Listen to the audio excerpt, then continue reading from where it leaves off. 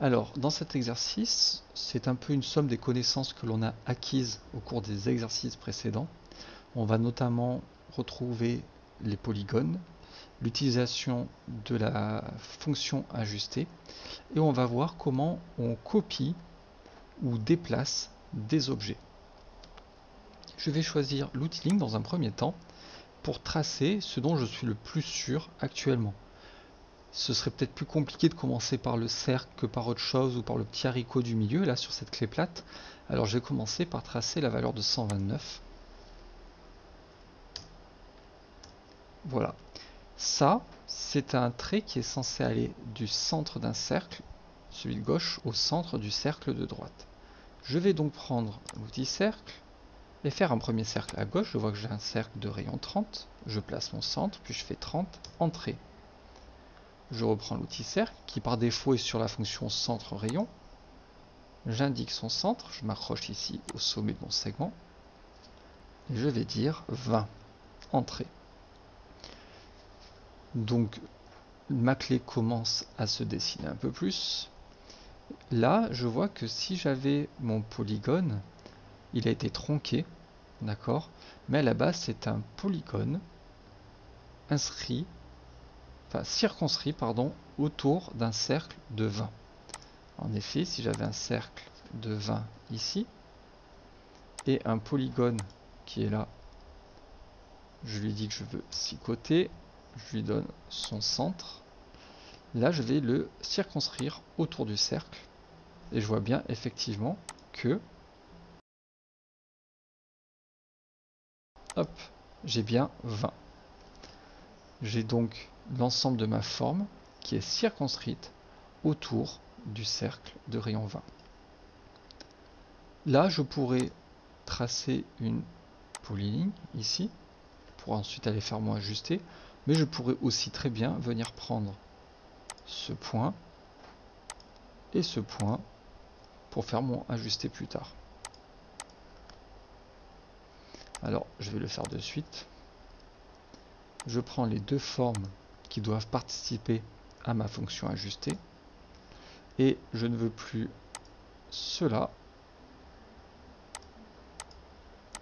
et je ne veux plus ça. Je vois que là, je ne peux plus effacer ça et je ne peux plus effacer ça. Tout simplement parce que j'ai déjà effacé des traits de construction là, et donc il n'y a plus rien qui coupe vraiment ça. Si j'avais commencé par effacer ça, j'aurais encore pu effacer ça. Une fois que je fais ça là, pareil, ces deux là, il n'y a plus rien qui les coupe. Du coup, il va falloir que je vienne les prendre manuellement et que j'appuie sur ma touche Supr pour les effacer. À droite, j'ai également un polygone. Attention, il n'a que 5 côtés celui-ci. Lui, il est inscrit dans un cercle puisque je vois que son rayon le plus long fait 15. Donc je choisis mon centre. Il est inscrit dans un cercle de 15. On a vu que j'ai beau dessiner plus grand, il prend la valeur que je tape au clavier. J'ai fait 15 entrées, il fait strictement 15. De manière générale, c'est bien de dessiner plus grand que d'essayer d'être précis à la souris. C'est le meilleur moyen d'avoir tendance à cliquer sur un mauvais point et de faire une erreur. Donc on n'hésite pas de manière générale à tracer un peu plus grand. J'ai maintenant ici ce trait qui allait d'axe à axe. Et je vois que ma clé ici, là, sur le manche, ma clé plate fait 20 d'épaisseur. Je vais donc pouvoir copier ce trait à 10 au-dessus et 10 en dessous, puisque ça va être l'axe du manche. Je vais utiliser l'outil qui s'appelle copier qui est là. Alors, lorsque l'on copie, il n'y a que deux bonnes façons de copier. Soit je ne connais pas le vecteur de déplacement, et dans ce cas-là, je connais un point dont je sois sûr au départ et sûr à l'arrivée. Je vais faire un exemple tout simple. Imaginons que j'ai un petit cercle là, et que je veux que le point le plus bas du cercle arrive sur ce point-là, sur le sommet de mon pentagone. Au moment de copier, je prends un point dont je suis sûr au départ, là j'ai un accrochage objet, pour aller sur un point dont je suis sûr à l'arrivée. et ce sera juste. Je peux zoomer à l'infini, c'est juste. Si j'avais voulu faire la même chose et que j'avais pris, je sais pas moi, un autre point de départ, par exemple celui-ci, ce point, je suis sûr de là où il est au départ, mais je n'ai absolument aucune idée de là où il doit arriver. D'accord? J'ai aucun repère de construction là au-dessus de mon cercle qui me permette de bien placer le cercle où je veux. Donc première option, je connais un point de départ, un point à l'arrivée dont je sois sûr et je fais la copie en ayant cliqué sur ces points-là. C'est pareil pour le déplacement. Deuxième option, je connais exactement le vecteur de déplacement. Par exemple, si je sais que j'ai un cercle là, tous les 30, de centre à centre, je peux prendre ma copie et là, je me mets en mode orthogonal. Imaginons que donc dans la largeur, là en horizontal parfait, j'ai un cercle tous les 30, je tape 30, entrée, de centre à centre, j'ai bien 30. Encore une fois, c'est une histoire de vecteurs. Je vous en avais parlé lors des premiers exercices des vecteurs. Ou que je prenne ce 30, d'accord, que je le prenne sur un point du cercle et que je fasse 30, ou que je le prenne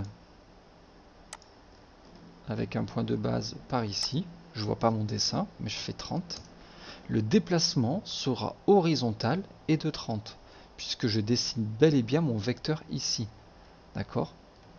Un vecteur, où qu'il soit placé dans l'espace, il a une direction et une distance, on est obligé de faire juste. Du coup, là, je vais pouvoir prendre ce trait et le copier, je suis en mode orthogonal, à 10 vers le haut et à 10 vers le bas. Je vois aussi que j'ai le petit trait, le petit haricot au centre de ma forme qui fait 10 d'épaisseur, ce qui veut dire que si je déplace de 5 vers le bas, toujours en faisant la copie, 5 vers le haut, et ben ça fonctionne. J'ai tracé les limites de mon petit haricot là. Alors, je ne sais pas si vous l'avez remarqué, mais je ne suis pas obligé d'aller sélectionner à chaque fois la copie. Je suis en mode copier, j'ai pris la forme que je voulais copier, un point de base, et ensuite je peux cliquer ou mettre autant de valeurs que je veux et je vais faire autant de copies.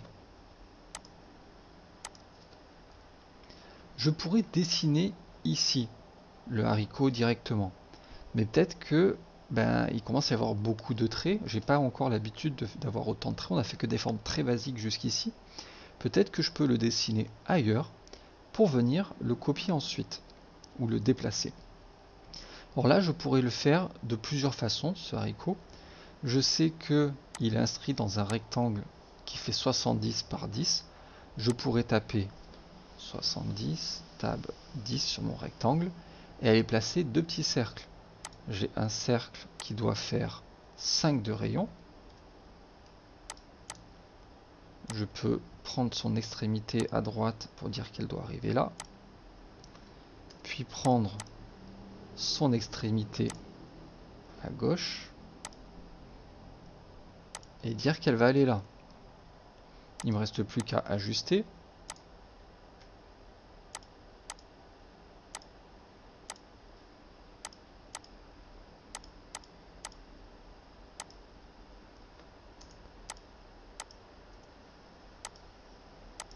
Donc pareil, j'ai juste fait entrer pour resélectionner le dernier outil utilisé, c'était ajuster. Ça y est, j'ai mon petit haricot là. J'aurais aussi pu faire exactement la même forme. Au lieu de l'inscrire dans un rectangle de 70 par 10, je vais dessiner un rectangle de 60 par 10. Tout simplement parce que là j'ai 5 de rayon et 5 de rayon. Donc ça fait plus que 60. Ça faisait 70 à la base. J'enlève 5 d'un côté, 5 de l'autre. 70 moins 10. Il me reste 60. Et là j'aurais pu prendre mon cercle et prendre son axe et venir en placer un ici. Un là, ça fait exactement la même forme. J'aurais même pu dessiner mes cercles directement au milieu de ce segment. Le milieu m'est donné par l'accrochage objet, je ne peux pas faire d'erreur. Je clique une fois, j'ai même pas à taper la valeur. je vais m'appuyer juste sur l'accrochage objet. Là, j'ai le milieu et l'extrémité de ce segment. Il fait 10, donc la moitié c'est 5. Si je clique, ça fera 5. Pareil, je vais de l'autre côté et je place un cercle. De la même façon, j'ai plus qu'à faire un ajuster. Je veux plus tout ce qui est au milieu et entrer. J'ai plus besoin de ça. Hop. Maintenant, il faut que je place ce haricot ici. Si j'avais fait par rapport au milieu de cette forme un trait de repère avant d'aller dessiner, ou si j'avais dessiné directement là-dessus, ça aurait été plus simple. J'avais plus de déplacement à faire, de déplacement compliqué. Le fait est que là, j'ignore le vecteur de déplacement. Je n'ai rien à l'écran qui me dise où est le point central ici, le point central là, donc je ne peux pas faire un vecteur de déplacement. Je ne peux pas prendre non plus un point que je connais au départ et à l'arrivée. Tout simplement parce que rien ne m'indique où est mon point de départ là, pour arriver ici au milieu. D'autant plus que le milieu de ce segment, ce n'est pas le milieu que je cherche. Tout simplement pourquoi? J'avais une ligne et j'ai fait 2 cercles. Pour le moment, cette ligne a un milieu. Mais comme mes 2 cercles n'ont pas le même rayon, le centre que l'on voit ici qui s'affiche, le centre de ce segment n'est pas du tout le centre entre les 2 cercles. Voilà. Si je prends les deux, là j'ai le centre du premier segment, ici le centre du second. Forcément, ce centre s'est décalé. Comme je n'ai pas encore dessiné le trait allant de l'extrémité de ce cercle à cette extrémité-là sur le second cercle, je n'ai pas encore le vrai centre de ma forme. Alors là, je pourrais le redessiner, ou je peux faire un ajuster. Je sélectionne ce qui doit participer à mon ajustement. Ça, je ne le veux plus. Ça, je ne le veux plus. Là, c'est bon. J'ai le centre de ce segment qui va pouvoir me servir à aller copier ça au bon endroit. Le problème, c'est que je n'ai pas encore le centre de cette forme-là. Comme ce n'est pas une polyligne, mon centre n'apparaît pas, d'accord, avec les accrochages aux objets. Je vais donc dessiner quelque chose qui m'indique son centre. Par exemple, je pourrais faire la diagonale de ce rectangle, d'accord, qui était là à la base. On avait dit que les diagonales d'un quadrilatère se coupaient au centre de symétrie, au centre géométrique du quadrilatère. Ou je pourrais tout simplement faire un trait d'axe à axe. Ça donnerait le milieu. J'aurais pu prendre l'extrémité de ce cercle avec l'extrémité de cet arc de cercle. Ou tout simplement m'appuyer sur le milieu de ce trait, arriver ici. Le centre de ce segment est aussi le centre de la forme. Ce que je disais tout à l'heure, c'est que lorsque je vais faire une copie ou un déplacement, je prends un point dont je suis sûr au début pour arriver sur un point dont je suis sûr à la fin. Maintenant que je connais le centre de cette pièce et le centre de ce segment-là, je vais pouvoir faire mon déplacement. J'ai mon centre et j'arrive ici. Ça y est, j'ai fini mon dessin, quasiment. J'ai plus besoin de ça, je supprime. Je n'ai plus besoin de ce trait, celui-ci ni celui-ci, je peux les supprimer. Il me reste à ajuster ces 2 segments avec ces 2 cercles.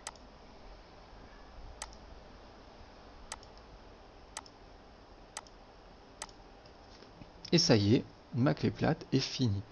Vous l'aurez noté, l'outil déplacer et l'outil copier fonctionnent exactement de la même façon.